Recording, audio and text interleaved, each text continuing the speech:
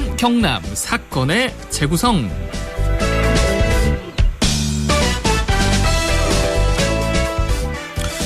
네, 헝가리 부다페스트 다뉴강에서 정말 안타까운 소식이 들려왔습니다. 그렇죠? 네, 우리 관광객 33명을 태운 유람선이 침몰했는데, 그런데 이런 문제는 해외에서만 벌어지는 게 아닙니다. 오늘은 이 강해에서 벌어지는 안전사고에 대해서 함께 이야기 나눠보도록 하겠습니다. 한국재난안전기술원 이사장이자 한양대학교 공학대학원 방재안전공학과 송창영 특임교수 전화로 연결되어 있습니다. 교수님 안녕하십니까? 네, 안녕하세요. 네. 자, 이 헝가리 부다페스트에서 정말 안타까운 소식, 우리나라 국민도 목숨을 잃었는데 아직도 실종된 사람들이 많습니다. 그런데 바다에서도 우리나라에서도 안 좋은 또 사고가 있었지 않습니까? 네네. 네. 정말 이 해일이나 이 풍랑 때문에 사고 위험이 크지만 그래도 강은 좀 비교적 안전하지 않나, 또 안전한 선박의 통로라고 얘기되지 않습니까? 아무래도 넓은 바다보다는 네. 강은 바다처럼 해일이나 풍랑과 같은 자연재해가 많이 발생하지 않기 때문에 조금 다소 안전하다고 볼 수 있습니다. 네. 다만 선박이 운항하는 내수면 같은 경우는 수로가 좁고 또 벽악과 같은 각종 시설물이 산재되어 있어서 선박 간 충돌이 일어나거든요. 네. 또 좌초, 선박 화재 등으로 인해서 인명사고가 많이 발생하기도 합니다.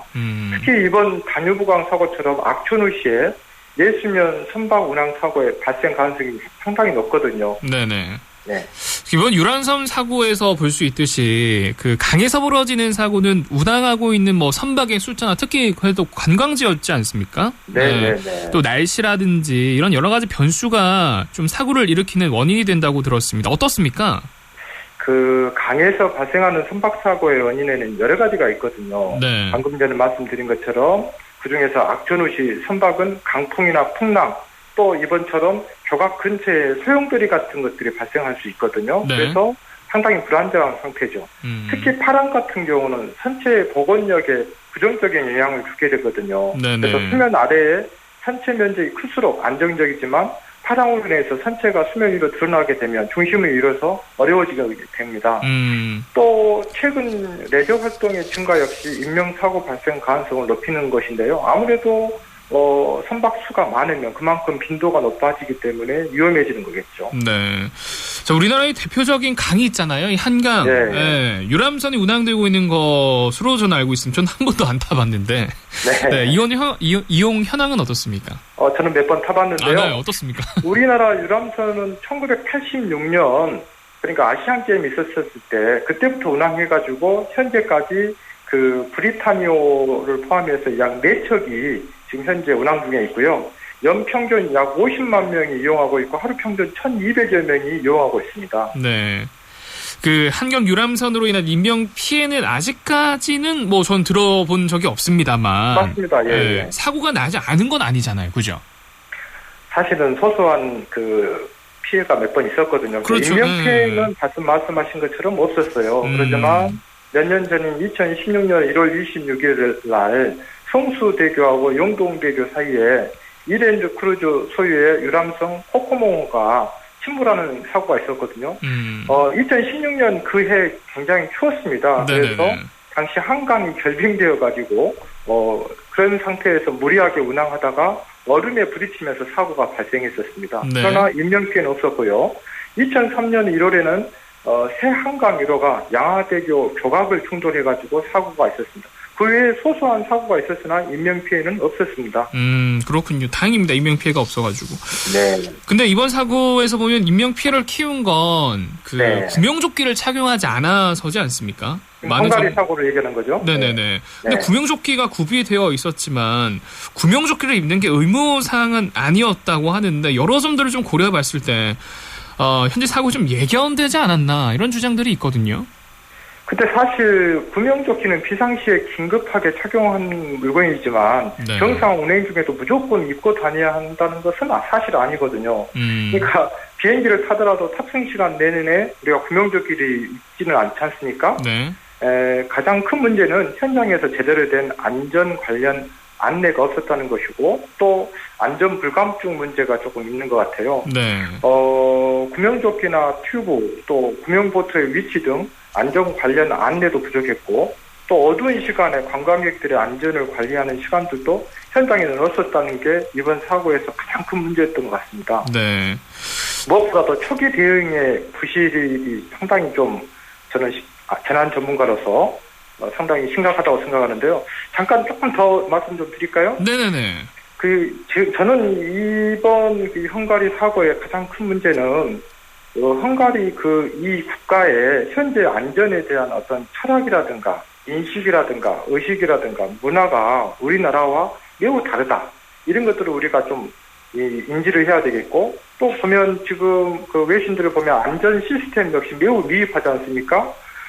이렇기 때문에 우리나라 영사 대사관에 준비된 재난관리 시스템 같은 것들이 구축이 돼야 되겠고, 우리 해외여행 시 우리 국민들도 이런 점을 충분히 알고 미리 준비하고 예방해야 되겠다는 생각이 들었거든요. 네. 근데 궁금해지는 게 하나 있거든요. 예. 우리나라도 가끔씩 이런 사고를 보면은 구명조끼를 입지 않아가지고 그렇다 원인이 된다 이런 사건들이 많은데, 구명조끼나 다른 우당 조건들 우리나라는 어떻습니까?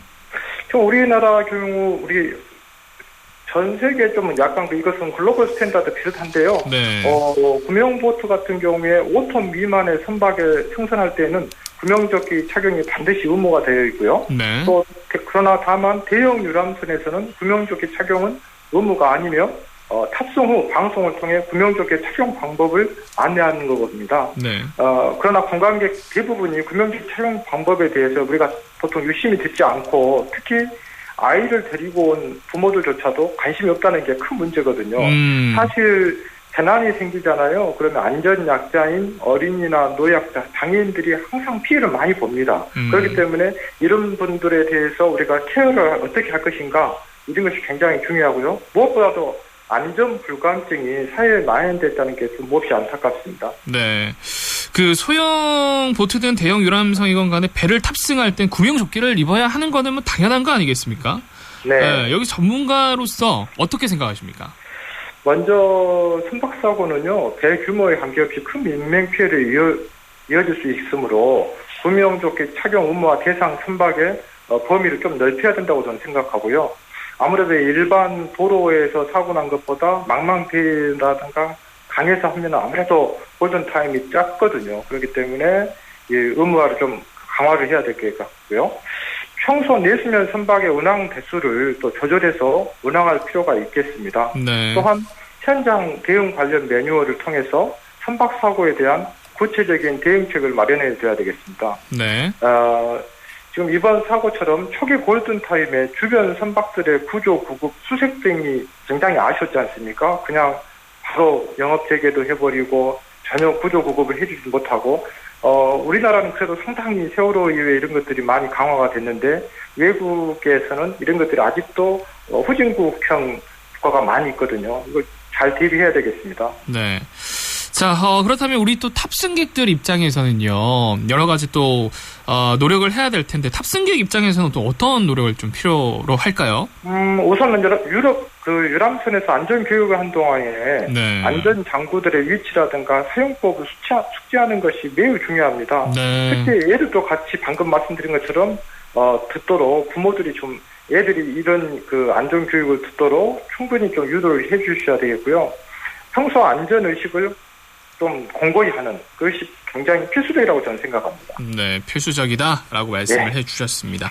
자, 지금 마지막으로 방송을 듣고 계신 우리 청취자분들께 한 말씀 부탁드리겠습니다. 또 내일 또 공휴일이거든요. 네네. 우선 저는 무엇보다도 헝가리 사고로 목숨을 잃으신 분들과 유족분들에게 위로를 드리고요. 실종자들도 빠른 시일 내에 가족의 품으로 돌아올 수 있기를 좀 기원합니다. 이번 사고는 국내가 아닌 해외에서 발생한 사고 아닙니까? 네. 그렇기 때문에 국민들이 해외에서 재난을 당했을 때 어떻게 대응할 것인지, 그리고 그 매뉴얼의 적정성을 지속적으로 점검하고 보완할 필요가 있다고 저는 생각합니다. 네. 자, 또한 말씀해 주세요. 네. 사고 발생 후 인명 피해를 최소화하는 것보다 사전에 사고를 예방하기 위한 물적, 인적, 제도적 측면에서 현장 대응 매뉴얼을 구축하고 현장 투입 인력을 위한 교육 훈련 프로그램을 개발하여 지속적으로 교육 훈련을 실시해야 되겠고요. 이 정도 하는데, 제가 오늘 지금 외국에 네. 재난 방재 산업 그 컨퍼런스가 있어서 지금 공항에 있어서 이렇게 하다 보니까 좀 오디오 상태가 안 좋은데 네. 양해해 주시기 바랍니다. 네, 가셔가지고요. 좀 사고 나지 않도록 좀 잘 이야기해주고 오세요, 교수님. 예, 많이 또 공부도 하고 오겠습니다. 네, 다음 주에는 다음 방송 때는 어땠는지 한번 또 말씀해 주시는 것도 괜찮을 것 같습니다. 네, 고맙습니다. 잘 들었습니다. 예. 네. 자, 송채영 교수와 함께했고요. 또 부다페스트 실종자들 또 하루빨리 가족 품으로 돌아왔으면 하는 지금 제 바람도 있습니다. 우리 출발 가족들도 많이 좀 기도를 해주시면 감사하겠습니다. 현재 시각 7시 28분 지나고 있습니다.